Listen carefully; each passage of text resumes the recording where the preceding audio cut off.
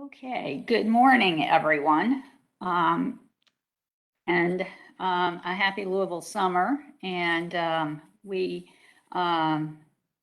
will begin our meeting this morning mindful of the community in Highland Park and sending them our thoughts and support. As well, we call the meeting to order with positive health reminder to all parents of school-aged children, asking them to make sure their children have preventive immunizations and shots, which can be secured at pharmacies and their doctor's offices or other locales.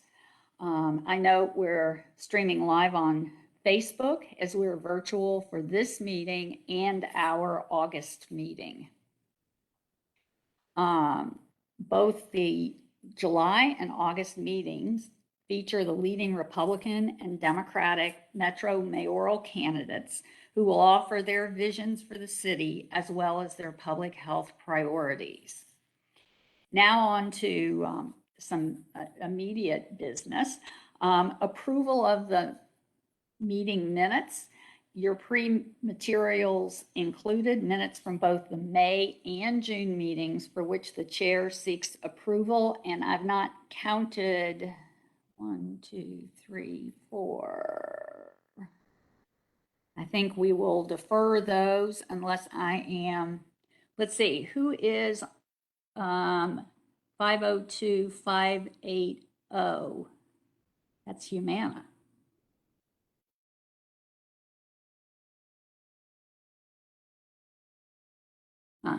Okay, maybe that's Sarah. I will defer those for the July meeting. Paula.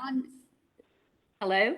Heidi, this is Paula Grisanti. I'm calling in if you can see my number. Oh, okay. All righty. So I have 1. Sorry to the public. I didn't major in math here. 1, 2, 3. I have 5 or 6 here. I'm having trouble on my screen.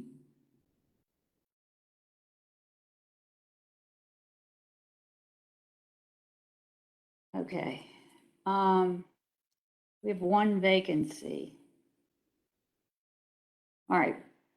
Natalie, can I get approval of these minutes with 5 people?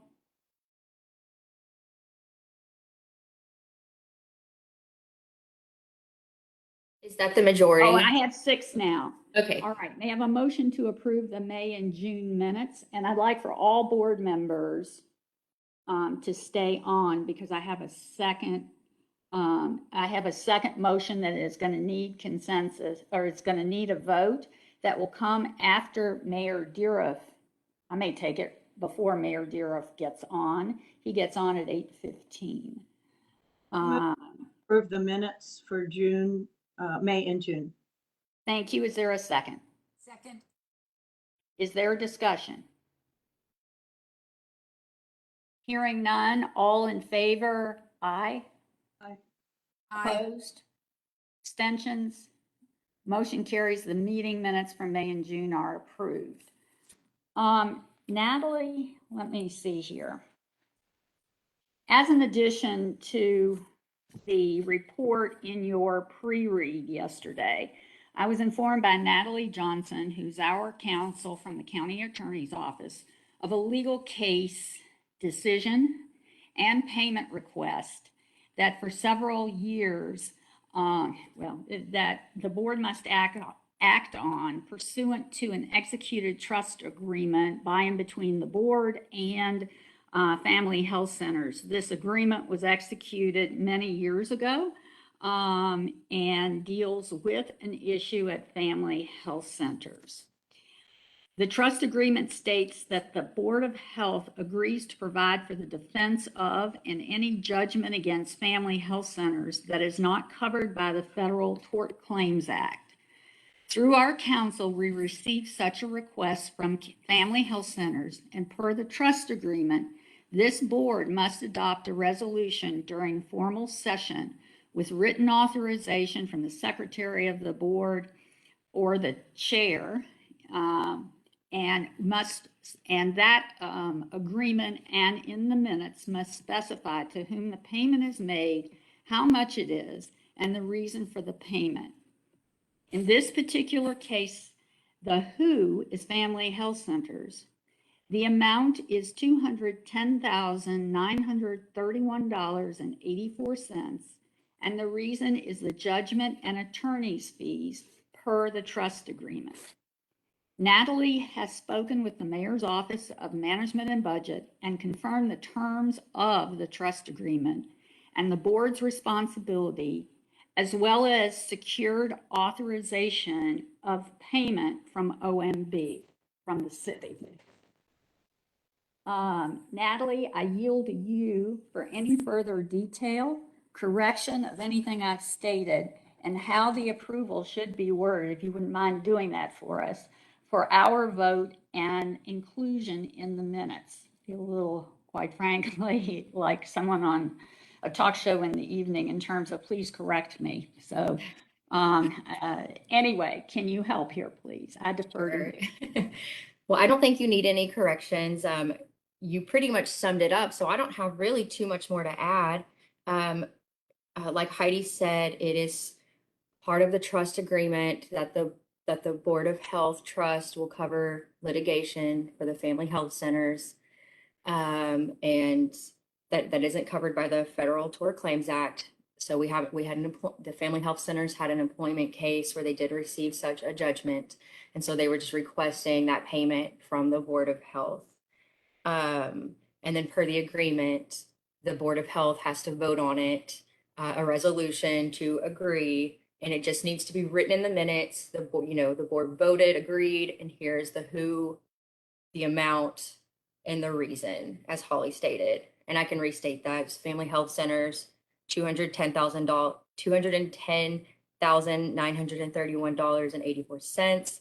And it was for a court-ordered judgment and for the attorney's fees defending the Family Health Center. And that was part of the trust agreement. And if you have questions, I can answer any further questions.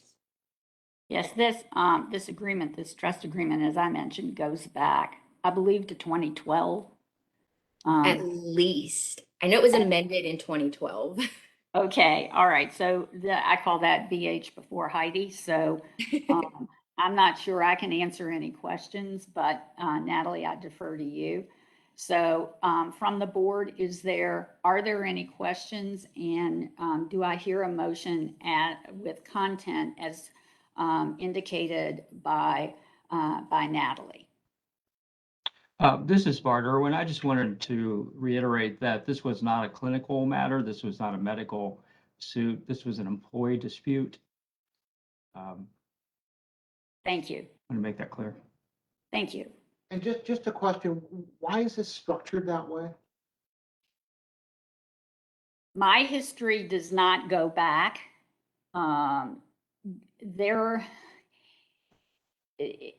It is a bit like how I believe, and Bart, correct me if I'm wrong. This is one that Bill Wagner could have probably responded to. Maybe you can too. But the structure and the governance of the Board of Health has changed over the years, as one might recall, in decades and decades ago, the board was responsible for operating General Hospital. Family Health Centers, I think, enters in not on General Hospital, but on the fact of the duties of the board. But those changed over time. This trust agreement may well be one of the last relics of it. And following this, one of the items I'm going to check, Dr. Zippel, is what are our responsibilities, et cetera, and do we need to revisit some of the governance issues?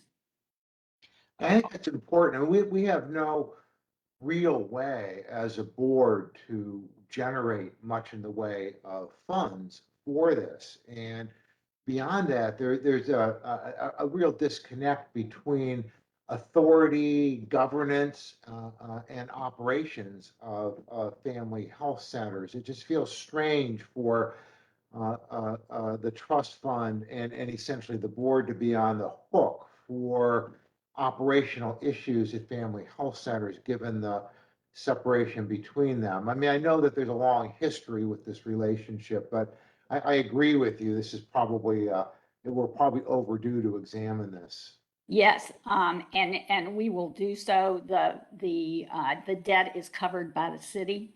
But we can do a Band-Aid, but we will get at the root cause, and we will also do with the equivalent of zero-based budgeting to review anything else in terms of ownership of issues or infrastructure, so to speak. And so we'll note that. Ms. Handmaker. And let me do this, if I could interrupt you, Ms. Handmaker. I see that Mayor Dieruf and Carol Timmons are on the line. If we can defer with approval of the board this particular issue and let Mayor Dieruf and, or in this capacity, candidate Dieruf and Carol Timmons the time on the calendar, and we'll get right back to it. I encourage all members to stay on, please, following the discussion with mayoral candidate. For the first of our forums as I mentioned, at both the July and August meetings, we're hearing from the two leading candidates for Metro Mayor. First, we have Republican candidate, Mayor Bill Dieruf, three-term mayor of Jeffersontown, Kentucky, 35-year business owner of Dieruf Hardware, and a very well-known state and local community leader. As a man based on his record, as he states, he is ready for the position day one. Bill Dieruf is completing his third and last term as mayor of J-Town. He has overseen a police department, public works, economic development department, parks, recreation, as well as all other city services. Mayor Dieruf adopted the same customer service approach to city operations that he's used for 35 years in operating Dieruf Hardware. His record includes the elimination of the city's $17 million debt at the beginning of his term, paying it off 11 years early, and in so doing did not raise taxes. Among his statewide leadership positions, he has served as president of the Kentucky League of Cities, assisting other cities as well as his own in applying for CARES money. He is on the board and past chair of the Kentuckiana Regional Planning and Development Agency, boards of Greater Louisville, Inc., and J-Town Chamber of Commerce. Mayor Dieruf was a 2020 Bingham Fellow, where the group offered actionable policy solutions to the digital divide. Born and raised in Hikes Point, Mayor Dieruf is a SanX graduate and holds an accounting degree from the University of Kentucky. He and his wife have a daughter and son-in-law, as well as two grandsons. Mayor Dieruf, the floor is yours. Thank you, Heidi. I appreciate you all interrupting the meeting so I could speak to you all today and discuss the future of what Louisville looks like. And it's been very interesting for the last 2.5 years to be a mayor during a pandemic. I can imagine the same as for you all as a health department trying to lead the community minute by minute as we went forward. And I mean minute by minute, because things changed daily when you were a mayor and when you're a health department, whether you were dealing with the senior center, the ball teams, or even as president across the state of all the cities, we had a third of our mayors that were brand new. So with the CARES money coming in and the ARP money coming in, I had to travel the state, even though it wasn't quite as safe as it should be, explaining to the mayors both how we get through COVID and what it means and what regulations we should follow. And I mean, at 3 o'clock in the morning one time, I got a call from one of the cities down in the state that was bordering Tennessee. They wanted to restrict any person from Tennessee coming and shopping in their grocery store because the governor said that the Tennessee people weren't vaccinated right. I said, no, we can't do that. They wanted to have the police escort these people back across the state line. So the emotions and the pressure on people during the pandemic is tremendous, and was something that a mayor who had to deal with that during that time frame going into the next mayorship downtown. I realized what it means and what the health department has brought to the table and how important you all are. We need to start doing pre-planning, which you all do, rather than post-planning. So as we look to the future, the funding of the health department should be something, as we look both for the infrastructure, the building, the facilities, you all should have the proper facilities to do what you need to do as a health department.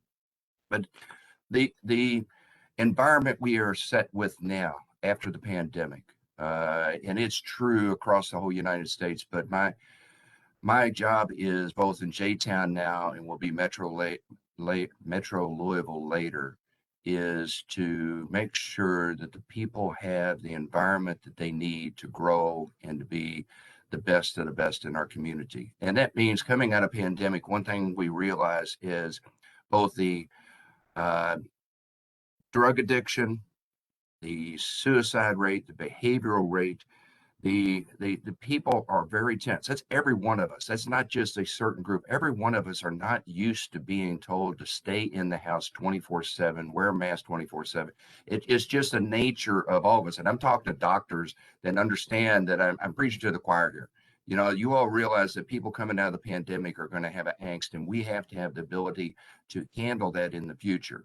And what does that mean as far as drug addiction? J-Town has already started 7 years ago, the Angel program. In fact, I see Karen's on here, and one of the things before we did the Angel program, I formed a coalition called HERT, Heroin Emergency Response Team, and we put everybody around a table to see what we could do for the drug addiction during that time frame. And when you put everybody around the table, that's anybody from the drug czars to the healing place, to VOA, to the hospitals, to the police, to the politicians, but also the people that are addicted.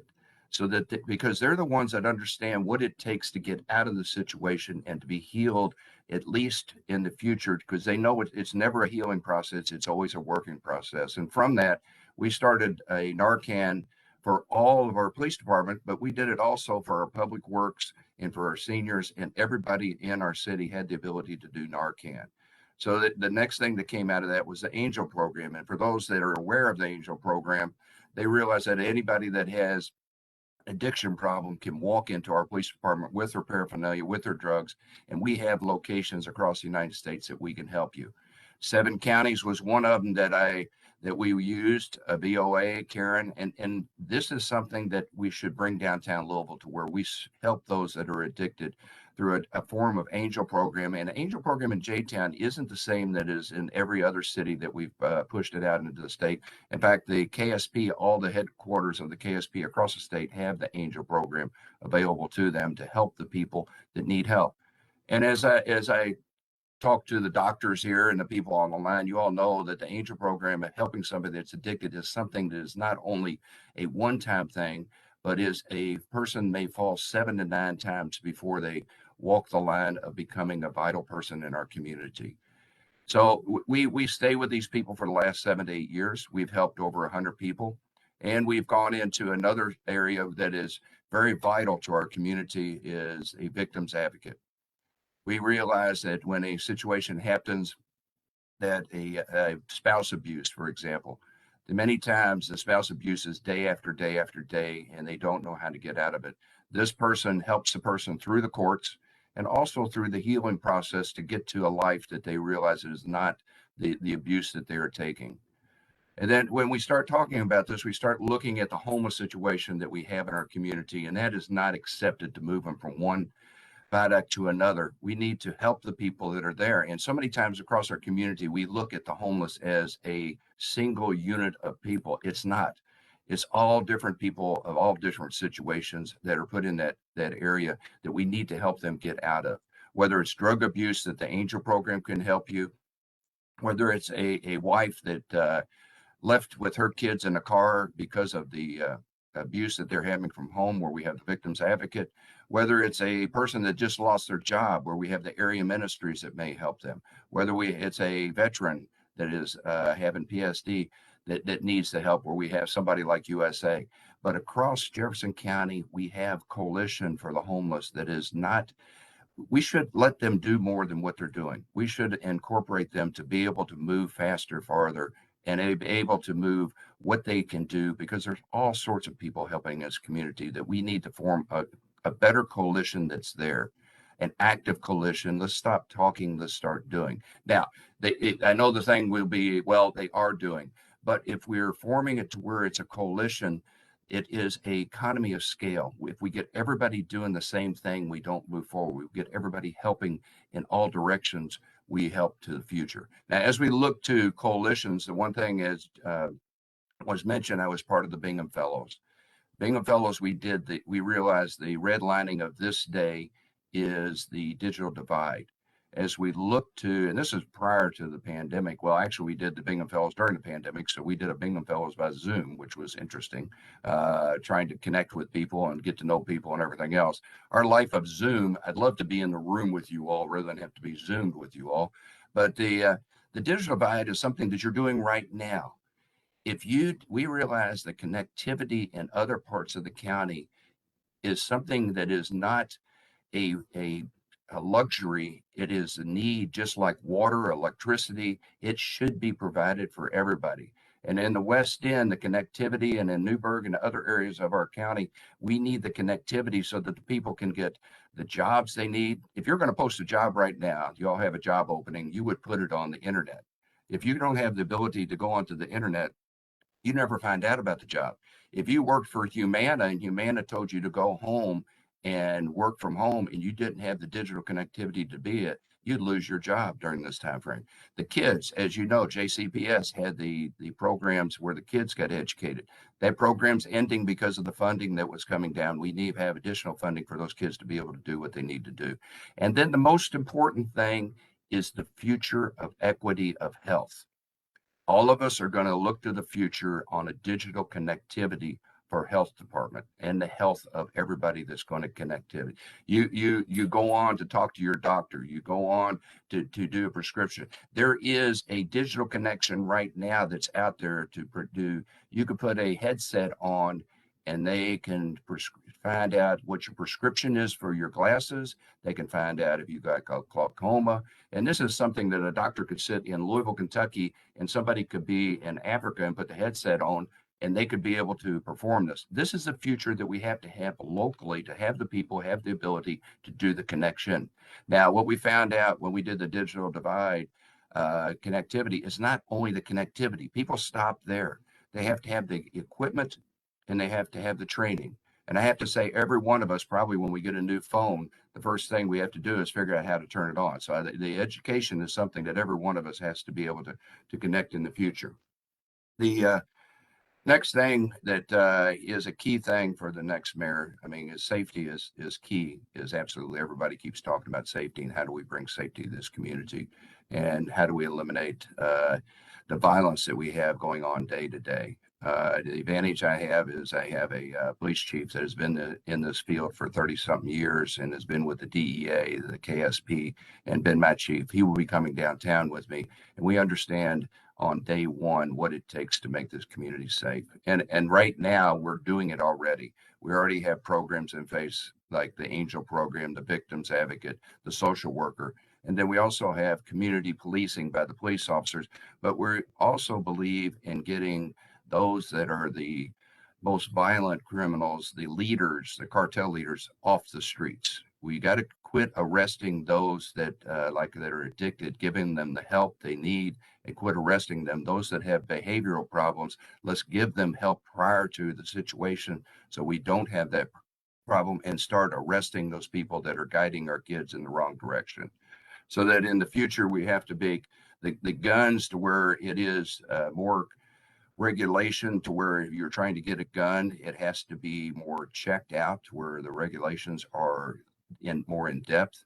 We have to have a red flag law so that if what happened in the last several days do not happen, that if we know there's a behavioral problem of a child or an individual, that we can go and get those guns taken away. We have to get rid of the cartel and the gang leaders that are giving our youth the guns, and so that we can guide them in a different direction, because if we don't, their pathway is not in the right way that we want to as a society. And we have to go into the schools with a social worker to identify the kids that are having problems. As I said, coming out of the pandemic, these kids, talking to the teachers, talking to the principals, and I think we have one of the principals on here, they're not coming back with as many social skills that we had when we were young, because they were vacated from contacts with other people for 2 years. We have to be able to look at the social skills and provide the social skills that they need to not have the problems in the future. As we look to where it's what the next mayor should be, it's not only we should say that we want to be like another city. We want to do like another health department. Let's start being the leaders rather than the followers. Louisville Health Department is recognized as one of the best health departments around. Let's take that and even build that forward. Let's take what you all have and look to the future, and how do we make this department the best of the best? How do we do what needs to be done? And you as a board are very diverse and understand in all ranks what needs to be done in the Louisville area, whether it's in the health or whether it's in the environmental health. And when we look to environmental health, one of the things is proper housing for everybody. The housing, many times we do that as a feel-good thing. Let's go build an apartment in an area and make it affordable housing. We need to start looking to put those apartments, those buildings, as a temporary availability, and put them in areas where the people who don't have the cars or the availability to get to a location, to where it's close to hospitals, close to a grocery store, close to doctors, so that the availability for the services for them and close to jobs, they have it. But the other most important thing is like Frank Harshaw is trying to do in Parkland, is ownership. We need to move more and more toward ownership of the individual, so that they begin to have generational wealth. And when we look to ownership of a housing, we don't look for the first house, we look for the second and the third house, so that they build from one house to the next house to the next house. They start in a neighborhood that they really love and they want to stay in that neighborhood. Let's not have it to where they have to move out to a neighborhood that they don't know. Let's move it to a neighborhood where they really love and want to stay. So I'm going to talk about the preschool for just a minute. The school is a key thing for the future of our youth. And 6 years ago, Glenn C., another mayor, and I started looking at the preschool program we have in this community. And we realized that many of the preschools were doing fantastic, but there was a very, very big lack of preschool qualifications in schools themselves across many parts of Jefferson County. So we looked at how do we change the future of that. The one thing is we don't have a one size fits all for one thing across this community. We have to look at the community that they're in and adjust the preschool for that situation that the kids need. If we don't have the kids ready day one coming into school, the destiny of, as we all know here, the destiny of a Black male child by third grade, if they don't have the reading and writing and arithmetic that they need, their destiny is not one that any one of us want any of our kids to have. So the future of the preschool, I know many times we talk about after 12, but I think the first thing we have to look at is the education of the kids before they get to preschool, that they understand how to do what needs to be done when they get into kindergarten and first grade. But now when we go to after the 12, many of us, you all have degrees and sitting here and realize that college education is very important, but it's not the only way. We have to have to where the STEP program, where the kids can go get a 2-year program, whether it's college, IT, or vocational school, because all of them are needed in our community to move this community forward. And everybody is helpful, and every occupation is great if you love what you do. So let's take something like Evolve 502 and help those that need help to accomplish what needs to accomplish across this county when they get out of school. Let's look for Jefferson County schools to have the academies to get the kids ready for after 12th grade. And let's take this community to the next level where we are the leaders of the future. not the followers of other people. The one thing I realize that any situation that I am involved in, whether it's the health department, the police department, we should form coalitions. And this is one where everybody at the table is not sitting at a rectangle table. The problem with a rectangle table is there's always a head of the table and there's followers. I always said people at a round table. So as we look to the future, we need to take the Louisville area in the environmental health and put everybody around the table of all parts of this county, whether they're Hispanic or Cuban, Black, white, East End, Dixie Highway, West End. And let's talk about the best way to move the city forward and how to help everybody to where they have an equitable chance in the future to make Louisville a great city. When we look downtown and we look to the future, it's not all downtown. It's all the community that we have to merge. We have to have the people that live here, the ability to have everybody join forces to move the city forward, not just one group or just one specialty group telling another person what to do. As I traveled around this county, talking to different groups, it's amazing the people that are saying that we understand what we need, but we just need a seat at the table. Will you be a mayor that will allow people to come to the table? And I would say yes. I'm going to stop here. There's a lot more as a mayor that I do, and I can tell you across the state what different people do. And I can tell you anywhere from working with Frankfurt to working with the council downtown to policing, to safety, to economic development. I do this every day because this is who I am as a mayor. The reason why I want to be the next mayor of Louisville, people say, why? It's for our grandkids. It's for my grandkids. I want my grandkids to pick Louisville to be the place that they want to locate. I want Louisville to be the place that they call home. If at the end of my term of the mayor of Louisville, how do I know I'm successful? It's if every one of you all answer one question, and that's if somebody asked you where is the best place to raise a family, where's the best place that's equitable and the best place to live, and you say Louisville, I've accomplished what I need to do because you have brought pride back to the community. You believe in Louisville again. I think the best thing now is ask you all what your priorities are as a board. Let me hear what you all believe we should move forward with on day one, because I know all the situations that I deal with here in Jeffersontown on day one, but I don't know everything that you all deal with in the health department on the board that you all have to deal with, paying lawsuits and everything else. It's very interesting. I appreciate you taking the time away from that.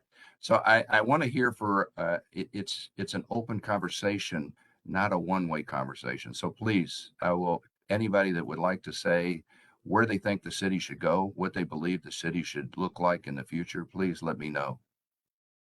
Thank you very much. And actually, what you have just said and spoken about is on the minds of everyone here. And so we have about 10 to 15 minutes for questions. So I will open up to board members first in terms of questions for Mayor Dieruf. Board? Ms. Handmaker. Good morning. Thank you for being with us. I have a two-part question, two different issues. One is, of course, violence is a public health issue, and I wondered what your police chief would do differently to combat violence in our community. And then the second question is, what would you do to promote pre-K education? Okay, let me start the second one. The one thing is I would be able to work Frankfurt as a person that has been working Frankfurt for many years to help with the funding that needed to be for pre-K. The other thing is we look to how we bring the pre-K to what we did before, we took all the different pre-Ks that's out there, and if they are doing the best pre-K that is available in their area, we don't touch them. So why change something that's working absolutely perfect? We look to other areas around the community, whether they're in churches or community centers, to provide the pre-K education that is needed for those individuals. Funding could come both partly from Metro and partly from the state to make it available for the kids to be able to attend. You also have to have the daycares in the, excuse me, I have a dry mouth. The daycares in the companies have the availability through credits, tax credits, so they can provide the daycare, which will provide the pre-care, the education during that time frame. And they could be either in the company or credits for a company like my hardware store that my son-in-law runs. If his people need to have they could get credits and provide them for the people to be able to have the preschool education that they need. So it's all around both. Now the violence, that's a wide open question of is depending on what you're going after on violence. One would be, as I mentioned before, is the eliminating the gang leaders. The GBI is a matter of, as you said, Rick was DEA command in Chicago when they had all the gangs up there. They put a list literally on the wall of the top gang leaders. They partnered with the different departments. The advantage is he has done this. Now, Louisville is trying very hard to do it. Rick has already understood how to do it, and the LMPD officers are fighting to try to do this, but they're short.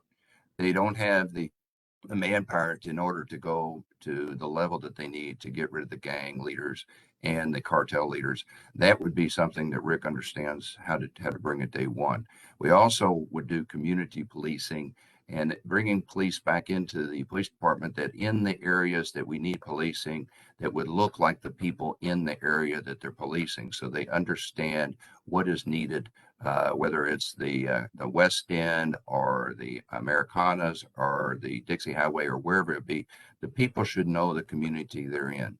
We also need to have violence. We need to have more districts than we have right now to get it down to more community policing. Back when the merger happened, we had 10 districts total between the county and the city. We have 8 now.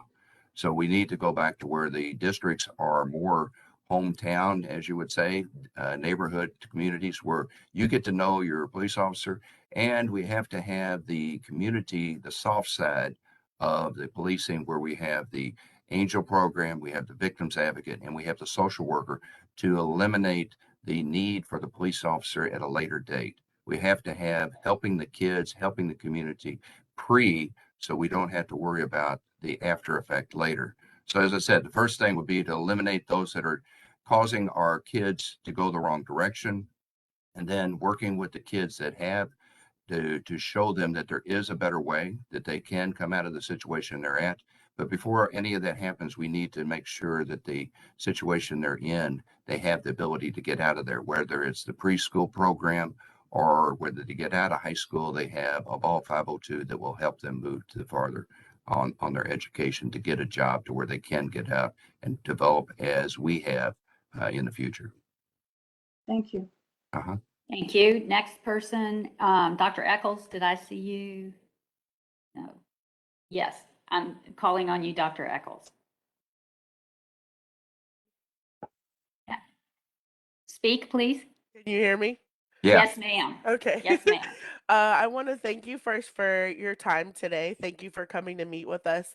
And as a member of the community and a mother, I would love to know what your thoughts are on how you can, especially with this younger generation, these up and coming young professionals and children that are going to be kind of going from the high school to college phase, what you think that we can do or what you could do as a mayor to help them build trust in their community. And I know you spoke a lot about, wanting your main goal to be for people to love Louisville and stay in Louisville and be proud and happy to come from Louisville.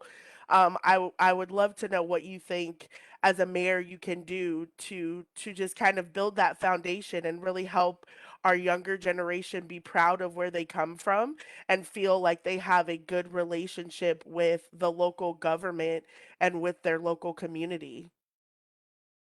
When I took over as mayor of J-Town, We had a moral pride problem here. And so to answer your question, it starts with the mayor. The mayor has to have the pride in the community and love the community more than anything else. And this is my vocation. This is what I love to do. We did that here. And then it works down from the mayor to the people that works in the mayor for the mayor all the way across the city, all say Metro, all 5,000 employees.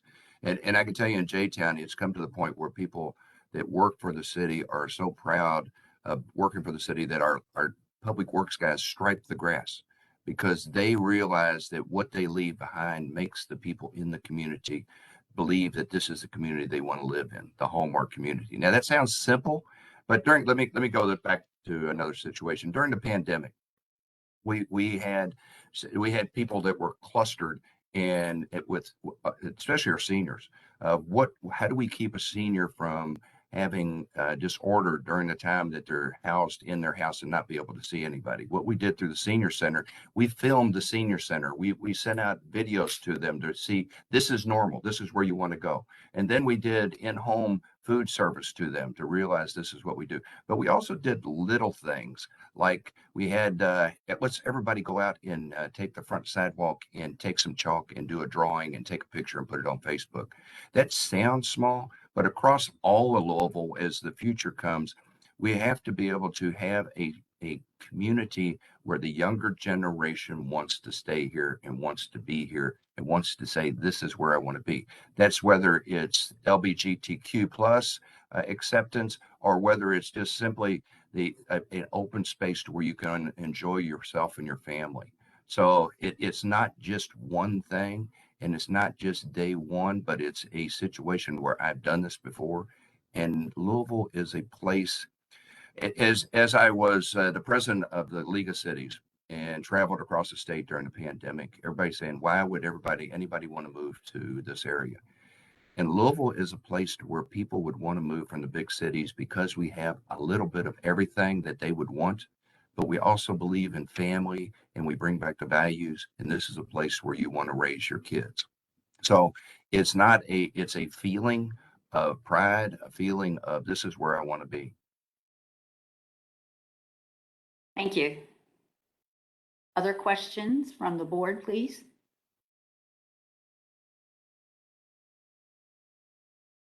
Yes, Dr. Miller. Great background.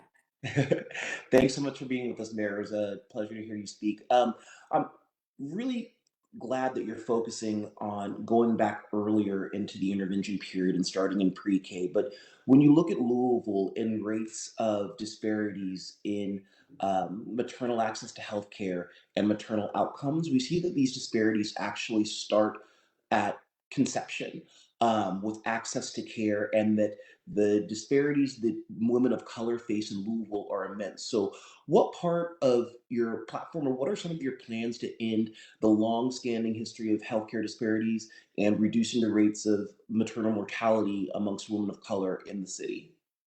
Well, the first big step was the announcement of Norton's hospital coming into the West End. But the second part of that is we have to have the emergency care or media care, whatever you want to call it, in the neighborhoods around the West End. And I don't have to tell you, there's not just the West End. There's 9 neighborhoods there, and it's not just putting one unit to cover the whole thing. We have to have availability to all the different people in the West End. Now, the other part of that is we have to have availability at the time that the mother can take the kid or themselves to have the health requirements that they need. If the mother is working during the day, she can't go to the immediate care during the daytime because she's working. So the immediate cares in the neighborhoods have to be open during time frames that they can use them.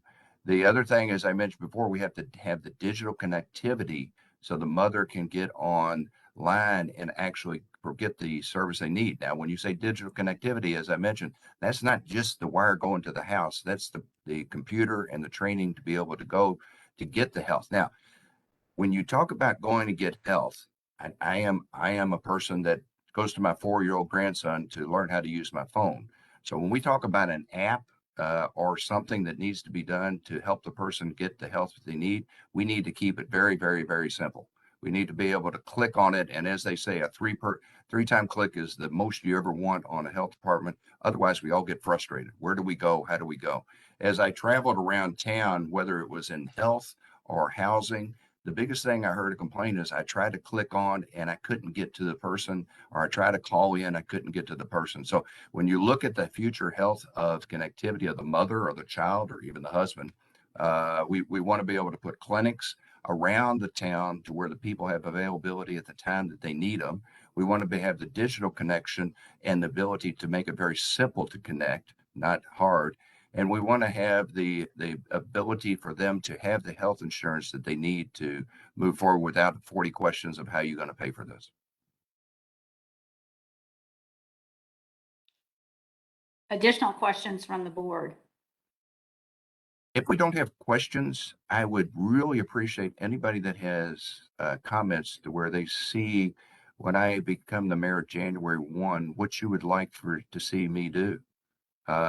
Because coming back to you on January 1 would be something, yes. Well, actually, I won't do it on New Year's Day, but I'll do it on the day after. But I would like to know now on things we need to work on to get it ready for January 1. I am a sitting mayor, and you all do cover J-Town, by the way. So if there's something that J-Town should be doing or something that in this county that I can be helping with now, that would be fantastic. So what do you all vision as a board or as an individual that you see that we should be doing for environmental health or any type of health in this community?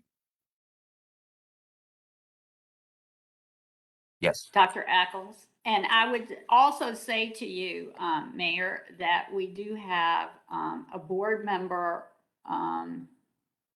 from soon to be approved by the council, who is a J-Town resident.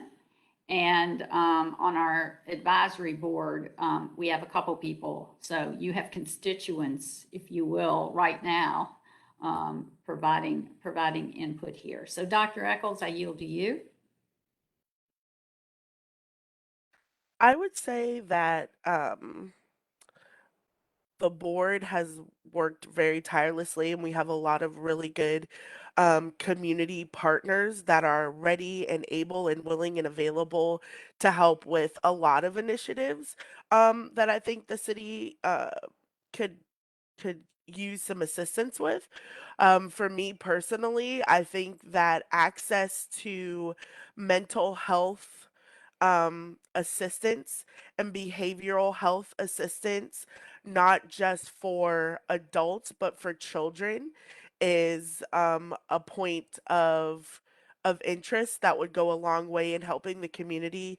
You talk a lot about, early childhood development in terms of, pre-K and maybe kindergarten readiness and educational skills, but we do also have a lot of really vulnerable children in that same age group that could use help with mental health issues or behavioral health issues. We've talked a lot in the past year or so about the lasting impact that the pandemic has had on the overall public's mental health. So, being isolated, being separated from social communities, having to quarantine and distance and all of these things, we're seeing that they've had lasting impacts on the mental health and the mental well-being of the adults in the community, caretakers in the community, and as a result, a lot of the younger adolescent population. So I think, day one as the mayor, it would be, a much warranted and very much appreciated initiative for you to really either, have a task force or have a really good, strong conversation with our already existing community partners and people in the community that have programs that are targeting mental health awareness and mental health access all throughout the Louisville metro area. So Mayor, before you respond, one other issue to make sure that we get all the issues in here, and that is clearly an issue that many are caring about. And Dr. Eva Stone from the Jefferson County Public School System could not be on this call today, but they have nurses working in all of the schools and have identified the issue that Dr. Eccles brought up as well. I do want to not let this meeting go by without mentioning lead. And a focus on that because it does impact young people and who are living in homes likely rented in vulnerable areas in this community where there are high levels of lead. And how we deal with that, I believe, is critical because that definitely has both behavioral and clinical impact on young people.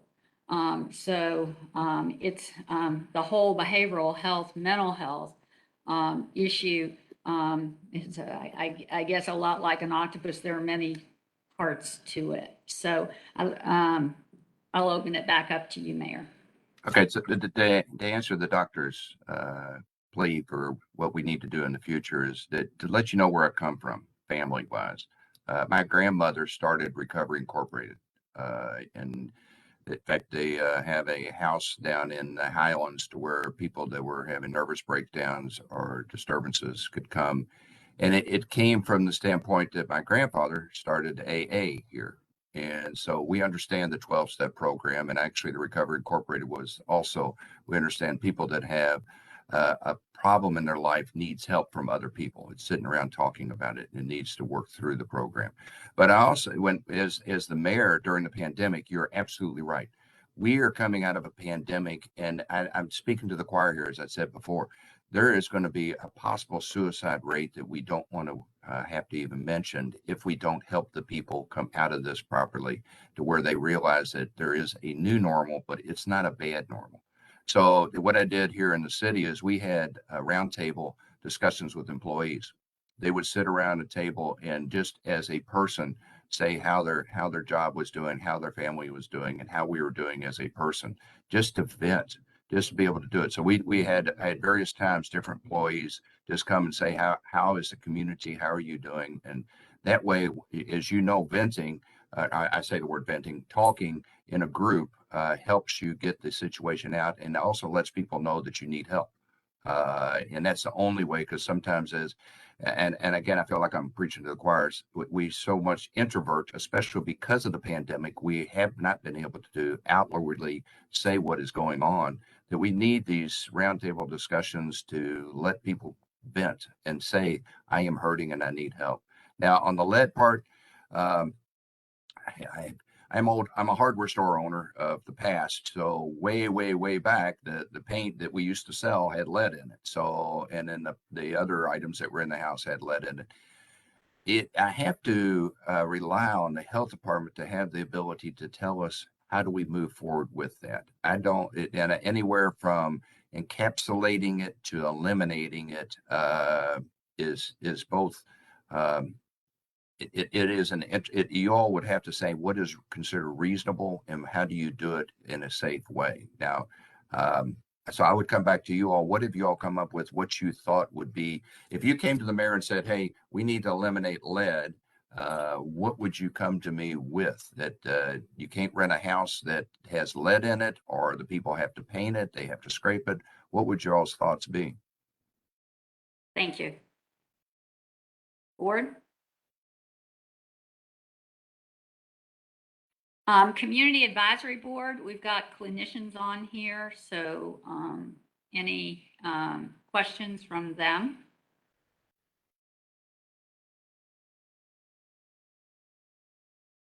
I would go back to the lead. It is something, as we all know, that affects us without us.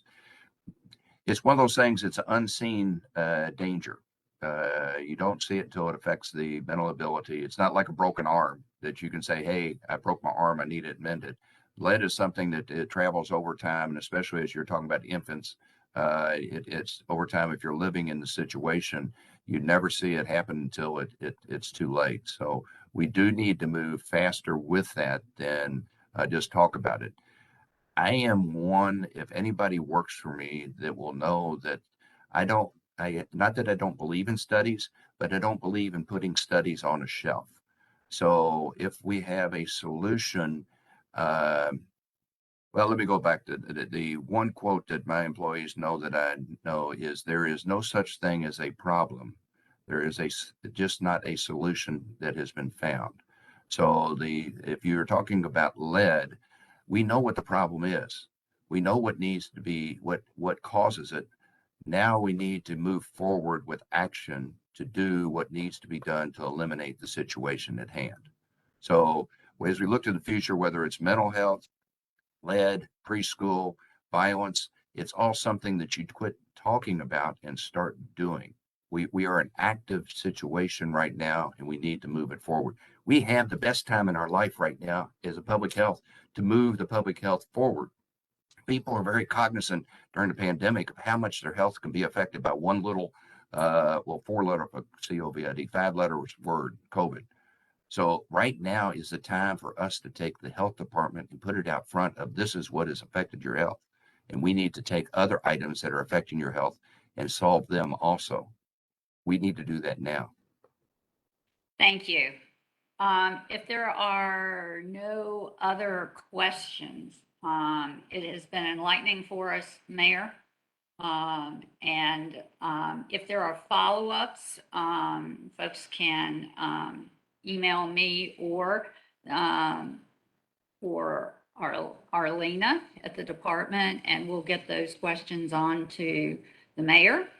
And we appreciate your focus and your record on public health and making public health a priority, because we agree with you that leadership begins at the top, and an administration and its leader need to take the lead in issues that impact the public health of this community if we are to indeed raise the quality outcomes for all. So thank you very much, and Thank you for having me on. see you in the community. Thank Thanks, you. Carol. All right. Bye, guys. Okay, guys. Let me go back to the issue at hand. And Natalie, are you there? There you are. I think we interrupted you. Did we interrupt you? Or I think you were taking questions. correct? So let's go Patty, back this is to, Bart. Let me go back in history a little bit and explain to the board why we're at this point. When Family Health Center was started in 1976, it was started as a component unit of the Board of Health, which means we're a separate organization, but we're acting on the Board of Health, on the Board of Health's behalf. And at that time, there were $2 million set aside in a trust fund that would do a couple things.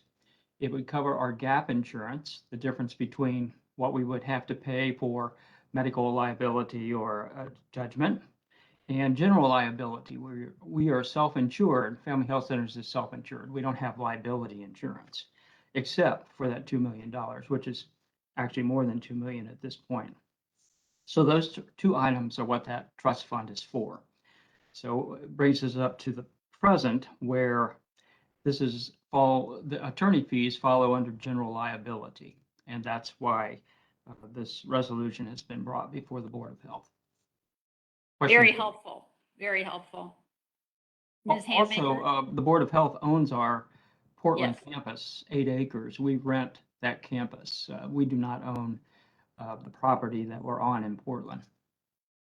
Yes, that's in the bucket of figuring out how that occurred as well.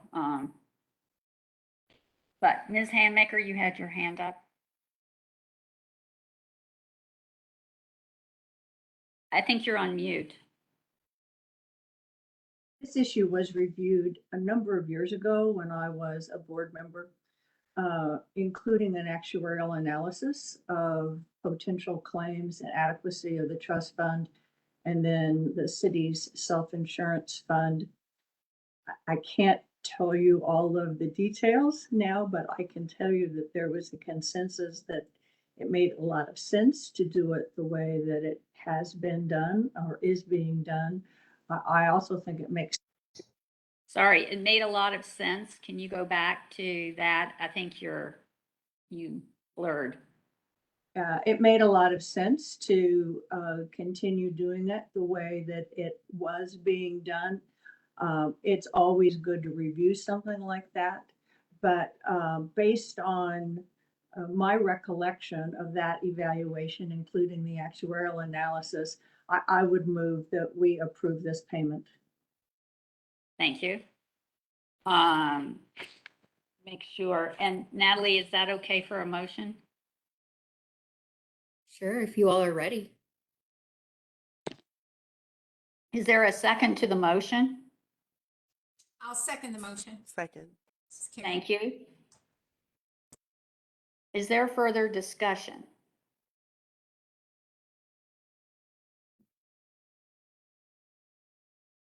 All in favor, please say, please raise your hand.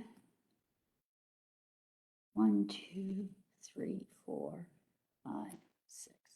Okay. Wait a minute. Let me make sure if we have any other board members on. Thank you, Karen. Ms. Haskell. Okay. All opposed? Abstentions?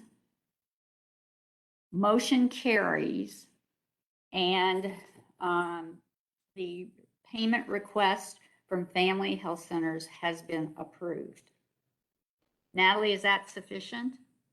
I think so, Heidi. The trust agreement, the only thing I want to add is that the agreement stipulates that the minutes need to be certified by the chair or vice chair. So I just wanted to add that just so you all know. Yes, and the minutes are generally signed by me, but the word certify, I will need some help in figuring out how we get that done, or if my signature on minutes is a certification. I would say that I think your signature is sufficient. Okay, well, for the record, all minutes are approved by me, and they would be on file for the public or anyone who needs that. Perfect, thank you. Any other questions from board members? And thank you very much for bearing with us on this. And Bart, I think, or Dr. Irwin, that should cover our issue. Yeah, if at some point more detail is needed, I'm sure Bill Wagner would be happy to come and answer questions that you might have. Okay, and I will follow up with you probably sometime next week, because I do want to get a deeper understanding of what the remaining responsibilities are. And perhaps Natalie, you could join that as well. Appreciate your help with this one. Sure.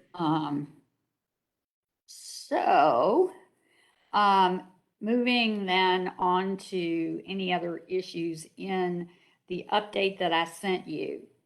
And this issue was brought up during Mayor Dieruf's presentation, and Dr. Eccles brought it forward, and Dr. Miller as well. I want to be sure that young people, as they enter the school system that are of school age, have their preventive immunizations. I think that's on the part of all the board. I know the board's very focused on this as well. What we know from the materials that we have is that the rate of preventive vaccinations, immunizations, are directly, and I'll use a word, but not meant in statistical fashion, but directly correlated with COVID rates. So the counties that came up as bottom tier in the rate of COVID-19 vaccination are the same ones that lag on children's preventive immunizations. So I ask you to review the notes that I have given you that list the lowest tier of zip codes. 2 of you live in areas that have these low rates, and I encourage you to go to your networks, to the institutions and organizations in those neighborhoods and get them on the bandwagon to get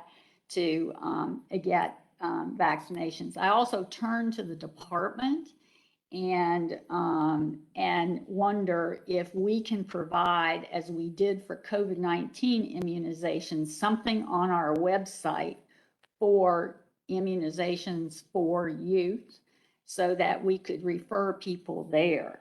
But the board members who could help here are the board or community advisory board. The community advisory board member who lives in 40208, which is U of L, Louisville, the Algonquin neighborhood.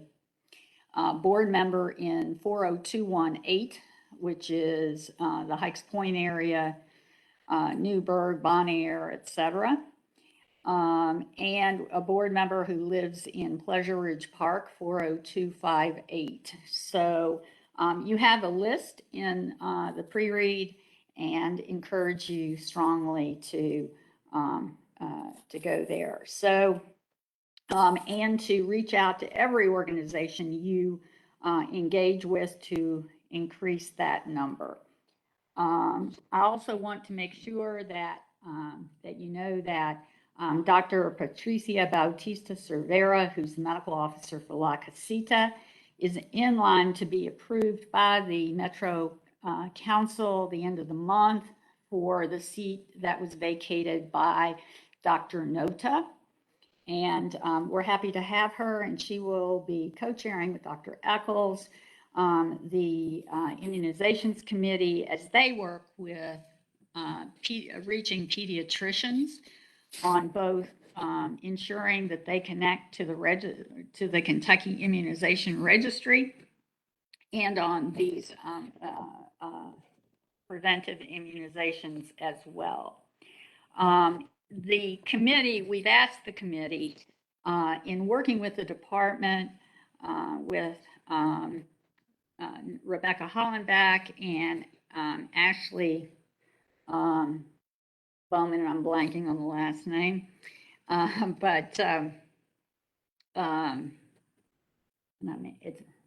I may be blanking on the name, Abby Bowman something, Rogers.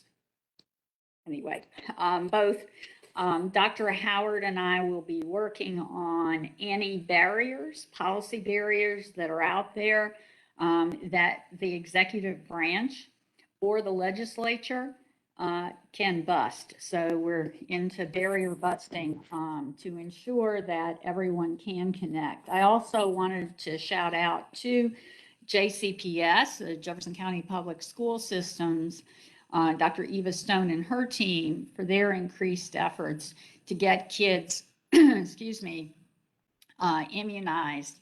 And the fact that there has been some success in connecting the school system's health record to the registry. So that pipe, it's my understanding, and Dr. Eccles, you can correct me, but my listening says that that is being done as we speak, and that would be a major connection such that pediatric offices would have that information. So, but also getting pediatric offices connected remains an opportunity for us. And finally, Dr. Howard and I have been working in the area of digital health analytics as we come out of the pandemic and the paucity of data and the state data system being incomplete and federal system, well, I won't go there. So what is it that we can do to have a system that helps us both surveil and also give us an opportunity to expedite health outcomes in the community. So that's where we are, and I will now yield the floor to Dr. Howard. And Dr. Howard is under the weather, so his will be short.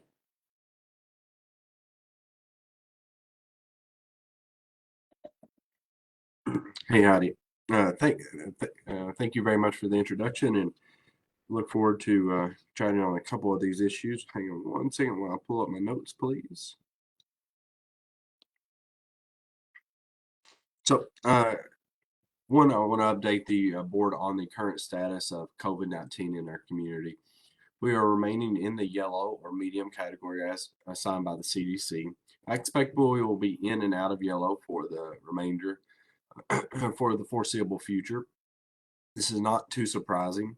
For those of you who have followed the wastewater data, we are now seeing, excuse me, we are now seeing more BA.5 variant, and it really took over as the dominant variant within our wastewater in a remarkably short period of time. Early data suggests that it is more effective than the previous variants that we were dealing with, BA.2 and the like.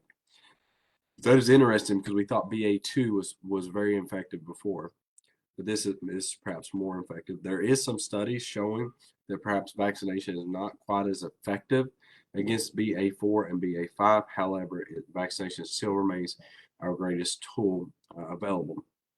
Kathy can share the link. Kathy Turner might share the link with everyone, but we are working to be able to provide vaccines to children, all children greater than 6 months old and older, hopefully by the end of this month at our facilities. With that said, that's pretty much our COVID update. We do have 2 cases of monkeypox within the Jefferson County area. We do not think one of these folks had clear travel exposures, the other did not. However, they have a relative in the Jefferson, Indiana area that had exposure, and that person and those persons were both positive, and that side of the case is being managed over in Indiana. Priorities moving forward is one, we owe a big thanks to board member Margaret Handmaker for her support on ARP, and we're very pleased with where we're at in that regard with funding moving forward. I just want to remind everybody of the priorities moving forward. Number one is digital health and analytics platforms, including an EHR. We believe that we're in a good position with ARP funding to move towards an EHR, hopefully. However, we are still looking for funding and opportunities to expand our digital analytics and data analytics platforms. I really believe that as we move towards Public Health 4.0, that real-time surveillance using dashboards and artificial intelligence, monitoring, being able to customize data sets quickly is the future of public health.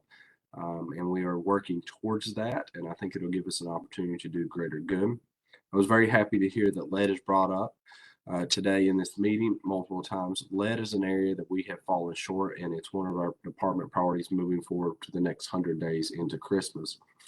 Hopefully we can come up with a comprehensive lead strategy that moves us beyond where we're at today, which is mostly identification and treatment, and we can move into the prevention of lead poisoning realm. With that said, that is my update for today. Heidi, thank you very much for the opportunity. Thank you. Are there questions for Dr. Howard, please?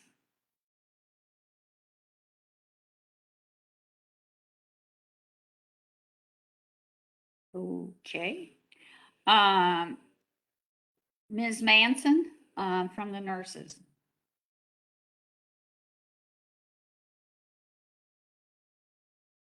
Can't seem to get my video started. Good That's morning. okay. You got, there you are. All right. Good morning again. I just want to let you know that we will be starting our testing clinics again mid-July. We're really excited about it, and we'll be going through the year. So if there is a need, please contact Dana Miramontes. We'll see if we can meet all the needs of the community in regards to COVID testing. Okay. Thank you very much. And again, we salute our health heroes, the nurses. special passion of mine. I'm going to move to, given time, I'm going to move to Dr. Zippel for behavioral health, the committee update. And given the time, I'll be brief. The two topics that we've been tracking are Adverse Childhood Experiences Project and Police 911 diversion. With regard to diversion, the report from the pilot that has been going on for the last few months was submitted to the city around the 20th of June. It is quite substantial and detailed and full of really good quantitative basis for conclusions, about 100 pages of report. We have yet to hear back response from the city on it. As I said, it's been in their hands now for over 2 weeks, and we've not heard formal response. So it can't be distributed yet, but I'm looking forward to being able to do that soon. In general terms, I think that there are a few conclusions at high level. One is that diversion to behavioral health response rather than police response for many kinds of calls is probably a good path for the city to pursue for both economic and clinical and just humanitarian reasons. So there's encouragement to continue that, and I think in the budget for the city, there is funding to continue and expand that. The second thing is there is a recommendation that there be stronger respite support services built into the system, that there be a living room-like receiving place for people to go. Exactly what that would look like and how much funding there will be for that is a little up in the air. And then the third recommendation is that we really do need to continue the evaluation of this, that the initial evaluation was based on 6 weeks of experience, and that we really need a formal way to continue to capture learnings and evolve the project. So at high level, I think those are recommendations that you'll see in it, and the detail, I think we can share certainly by next meeting, I would hope. Questions or comments about that before I move on? With regard to the ACES project, it's a little stalled at this point. It's between that place of, there's interest in it conceptually, but hard to get people to buy in a substantive way, given that the project is so conceptual and speculative. On the other hand, we need deeper substantive buy-in to it and contribution to it in order to move it from being conceptual and speculative. And so how we plug some resources into it and push it along is the next step. I've got time coming up with Dr. Howard at the end of this week to talk about strategies for that. So we'll continue to push. Thank you. And Dean Blakely, I saw and it flashed on and I was trying to listen and look. Do you want to add a little comment here? In the chat room, you had sent a note to me. Anything on? I think you're on mute. It took me a minute to get that to let loose. Sorry, yeah, I just was adding that I spoke with Ellen Hessen on Friday, and while all of the deflection projects winded down in June, the administration is fully intent on negotiating new next phase arrangements during the month of July to get that back in the saddle. So I think it should move forward. And then, of course, we'll be very much interested in wanting to have conversations with the new administration about making sure this just doesn't become another Louisville short-term investment in an idea that doesn't really get enough of an opportunity to grow its roots and really document its effectiveness. So hopefully this is all moving forward in a strategic way. Well, what we want, as Dr. Zippel knows, he and I had a conversation, is a report to this board with metrics and outcomes. So that's what we're looking for. And so glad to hear that, Dean. And we'll look forward to receiving such a report. Well, as Tony just alluded to, there is a report that was delivered to the city a couple of weeks ago, and you might be able to ask for it right now. I'm sure it will be Okay. publicly available as soon as they've prepared whatever response they've planned on. Can you guys just give me the title of what I'm asking for? It's just the deflection project evaluation report Who was that given to? to Matt and Ellen and Tony. What are the two guys in Metro? I got it. Yep. Okay. Great. Thank you, Ms. Hammaker. I'll ask for it. Thank you. I appreciate that. Well, we'll look forward to the findings of the And work. there is an Thank you. executive summary. Okay, great. Love those. All right. Ms. Shoemaker, any report on coverage, on Medicaid coverage, outreach? Very Yes, quickly, like 1 minute. sure. We are still seeing record high enrollment numbers in Jefferson County, largely because the public health emergency has continued to be extended by CMS, by HHS. It has been extended at least through October. So it is important that anyone who is enrolled in Medicaid make sure that their contact information is up to date on Connect. When that public health emergency does end and the recertifications begin again, that is how the state will communicate to members. Thank you. Appreciate all the work and look forward to the call. Immunizations, anything else to add, Dr. Eccles, about 30 seconds? Sorry, I'm having technical difficulties with my That's video. okay, just talk. Yeah, our goal is we will be meeting this month. Our goal is within the next 90 days to have a list of actionable items to provide to the chair as far as goals for how we actually get the registry, the immunization registry linked up with JCPS, and a few other actionable items for immunization initiatives in Jefferson County. So we'll be working really closely with the Nurses Association and our new and incoming board member to produce those items within the next 90 days. Thank you. We'll look forward to it in September. Let me see here. So next month, August 3rd, Democratic candidate for mayor, attorney, entrepreneur Craig Greenberg will present. Any new business to come before the group? Again, I want to thank your indulgence this morning, your engagement, your terrific engagement with Mayor Dieruf, patience with me as we trudged through the details of our obligations. Thanks to Family Health Centers for providing the information. With that, the chair will entertain a motion for adjournment.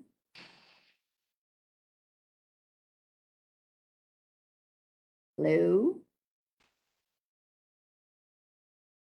Motion made by Ms. Handmaker. Is there a second? Thank you, Dr. Miller. Anyone opposed?